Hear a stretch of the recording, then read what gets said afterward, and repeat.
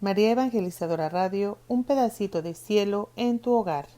Te presenta el santo de hoy, 18 de agosto. Beato Martín Martínez Pascual, sacerdote y mártir. Hermano, siervo de Dios, practica la religión. 1 de Timoteo, capítulo 6, versículo 11.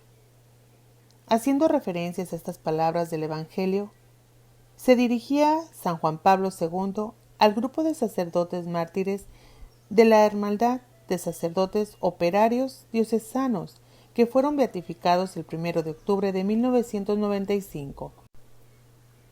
Estas palabras encajaban a la perfección en el carisma fundado por el beato Manuel Domingo y Sol, que se encargaba precisamente de esto: formar a futuros sacerdotes y catequizar a todos los necesitados. Infancia. En el pueblo de Valdeorgorfa, provincia de Teruel, nació el 11 de noviembre de 1910 el niño Martín Martínez Pascual.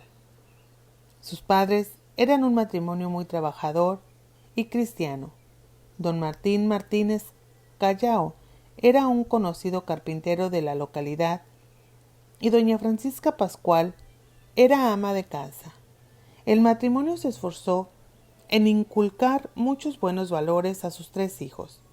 Los educaron en la fe cristiana desde una religiosidad sencilla. Al día siguiente de nacer, lo bautizaron en la majestuosa iglesia de Nuestra Señora de la Natividad. Le pusieron el nombre de Martín en honor a su padre. Como todos los niños en su infancia, era travieso y alegre. Le gustaba pasar largas jornadas de juegos con sus amigos. Llevaba siempre la iniciativa. En el año 1919, cuando contaba con 9 años de edad, ayudaba como monaguillo en el convento que las hermanas clarisas tenían cerca de su casa. Con estas religiosas le unió hasta su muerte un gran cariño. Aquí se sintió muy atraído por la adoración al Santísimo Sacramento. Le llamó especialmente la atención cómo estas religiosas se arrodillaban, pasaban largas horas de recogida oración delante de la custodia o el sagrario adorando a Jesús sacramentado. Este hecho, con toda probabilidad, fue el que influyó a la hora de encauzar su vida por el sacerdocio, ya que desde muy joven dijo a sus padres que quería ser sacerdote. Uno de sus amigos de la infancia recuerda al beato Martín de esta forma: de chico era muy bueno y muy piadoso. Animaba a los demás chicos a ser buenos y rezaba con ellos. Martín era un santito. Vocación. Como ya hemos dicho, el joven Martín sintió muy pronto la llamada al sacerdocio. Casi con toda la seguridad podemos decir que esta vocación maduró día tras día en este convento de las Clarisas. Sus padres tenían mucho interés en el que el joven fuese guardián civil. Era una carrera con bastantes salidas en aquella época, aparte de que estaba bien vista por la sociedad.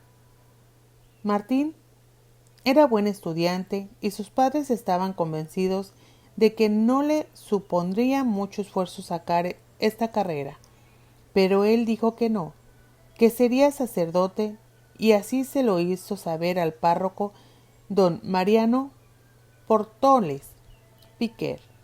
Este sacerdote fue muy querido en Valdeorgorfa por encargarse de cuidar y dirigir las vocaciones religiosas que surgían en este pueblo, que eran muchas. A todos los seminaristas y novicias daba muy buenos consejos que acompañarían a estos a lo largo de sus vidas. Algunos vecinos y compañeros del beato declararon que la vocación del beato Martín podría venir del ejemplo de don Mariano, ya que era un sacerdote modelo que suscitó muchas vocaciones gracias a sus virtudes. Con inmensa alegría marchó desde su pueblo natal hasta el seminario menor de Belchite, Zaragoza. En los primeros años no destacó del resto de los seminaristas. Era un seminarista más. aplicado en los estudios y obediente en lo que le encargaban sus superiores. En el tiempo libre que tenía con los demás seminaristas, no dejó a un lado sus travesuras, le gustaba gastar pequeñas bromas. Esto cambió de alguna forma cuando empezó a estudiar la materia de filosofía. A partir de entonces se esforzó mucho por alcanzar la perfección en todo aquello que emprendía. No podemos confundir su cambio con una especie de misticismo. Todo lo contrario, él siguió esforzándose con la misma sencillez y naturalidad de siempre. Aunque sí que es cierto que en esto tuvo que ver mucho. Historia de un alma. Libro de Santa Teresita del Niño Jesús. Durante ese tiempo el beato Martín leyó este libro. La alegría que desbordaba por donde pasaba todos la recuerdan como una de sus mayores virtudes. Era una alegría natural que cautivaba a todos con los que trataba. En esta última etapa del seminario de Belchite dejó muy buen recuerdo en todos los seminaristas menores. Estos jóvenes lo recuerdan como un hermano mayor muy alegre y simpático, encargado de hacer de medidor en los roces de caracteres que surgían entre ellos. Aparte también lo recuerdan por su amor al Santísimo Sacramento, a la Inmaculada Concepción, a San José y a Santa Teresa del Niño Jesús. Si ni tan siquiera el saberlo empujaba con su devoto ejemplo a hacer lo mismo a los jóvenes seminaristas, en concreto a visitar al Santísimo y a pasar largas jornadas adorándolo. Don Martín Foster, paisano suyo y entonces seminarista, lo recuerda de esta manera. En el seminario, sobre todo los últimos años, fue ejemplar. En vocaciones era seminarista modelo y apóstol entre nosotros. Los seminaristas más pequeños ya entonces gozaba de fama, no solamente de bueno, sino de santo. En el año 1932 ya estaba cerca el fin de su carrera, y con ello pronto sería ordenado sacerdote. El día 12 de noviembre, un día después de haber cumplido 22 años, recibió la tonsura. Un día después, los ministerios del hostiario y lector. Pocos días más tarde, los de exorcista y acólito. Sacerdote de la Hermandad de los Sacerdotes Operarios Diocesanos. Desde que el beato Martín leyó los libros de Santa Teresita del Niño Jesús, deseaba ser misionero. A medida que pasaba el tiempo, está más convencido de serlo. No encontró facilidades para cumplir este deseo. Él quería cumplirlo de inmediato y esto conllevaba una serie de burocracias que se resolvían a largo de plazo y no a corto plazo como era su deseo. En el año 1934 solicitó entrar en la Hermandad de los Sacerdotes Operarios Diocesanos, instituto fundado por el beato Manuel Domingo y Sol. El director general de la hermandad era don Pedro Ruiz de los Paños, beato y mártir. Fue él quien dirigió la solicitud de admisión al arzobispo de Zaragoza, quien finalmente lo admitió. Según el mismo beato Martín contó en una ocasión que ingresó en la hermandad de los sacerdotes operarios con el celo de preparar sacerdotes santos con el espíritu apostólico que llevaran el mensaje del Evangelio por todas partes del mundo. Estaba convencido de que, siendo él mismo un santo dentro de la hermandad, surgiría vocaciones de misioneros santos en todos los seminarios de este instituto. En cambio, su familia no mostraba mucho agrado por la idea de que ingresara en la hermandad. Pensaban que en una parroquia de la diócesis podría estar más comunicado con los padres, que ya eran mayores. Finalmente vieron con buenos ojos su reciente ingreso. En el año 1934 marcha para Tortosa, Tarragona, donde la hermandad tenía sus principales casas y seminarios. Aquí se prepara con mucha humildad, alegría, confianza e intensa oración para su ordenación. El 4 de noviembre de 1934 fue ordenado subdiácono. El 10 de febrero de 1935 fue ordenado diácono y el 15 de junio de 1935 recibió la ordenación sacerdotal en Tortosa. Cantó la primera misa en la casa de Probación y después marchó hasta su pueblo Valdeorgorfa para celebrar su segunda misa. Era el día de Corpus Christi y por la tarde sacó al Santísimo Sacramento en procesión por el pueblo. Formador de sacerdotes en Murcia y última prueba, el martirio. En el curso que comprendía entre los años 1935 a 1936, el beato Martín fue destinado al Colegio de Vocaciones de San José de Murcia como formador y también como profesor de latín en el Seminario Mayor de San Fulgencio. Era su primer destino como sacerdote y lo desempeñó poniendo todas sus fuerzas e ilusión. En este año su trabajo hizo una gran reforma. Fue muy valorado y reconocido por superiores y alumnos. Muchos de sus alumnos dirían, de no haber sido Martín, habría llegado a ser santo de todas formas. En el año 1936, el ambiente político ya empezaba a preocupar al joven don Martín. No obstante, no se vino abajo por nada de lo que se veía y oía en la ciudad. Mostraba siempre su confianza en la providencia. Si por algo se preocupaba, era por los jóvenes seminaristas, por si perdían la vocación en estos difíciles momentos. El 26 de junio de 1936 marchó para Tortosa, a unos ejercicios espirituales donde muchos de los sacerdotes de la hermandad asistían. De los 30 asistentes a dichos ejercicios murieron mártires 22.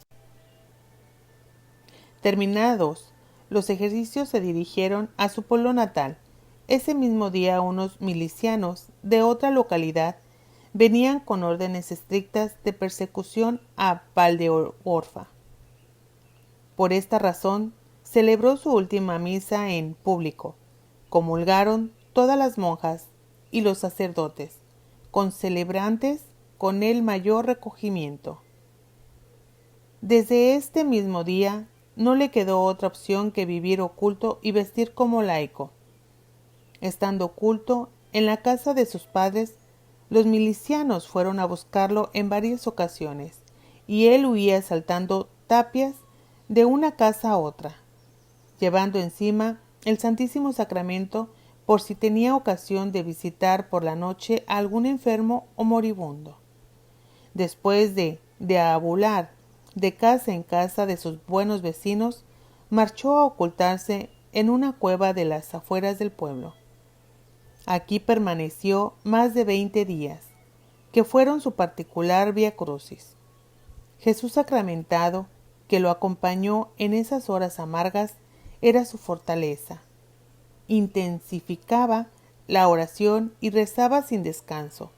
Estaba seguro de que le quedaba muy poco tiempo para morir mártir. El día 18 de agosto, el comité emitió un bando para que se presentaran todos los sacerdotes del pueblo. Al no acudir el beato Martín, arrestaron a su padre con la amenaza de matarlo. Unos vecinos le hicieron llegar la noticia a la cueva donde se ocultaba y de inmediato corrió sin descanso para llegar al pueblo. Muchos vecinos se le cruzaron y aseguraban que estaba alegre y sin muestra de miedo.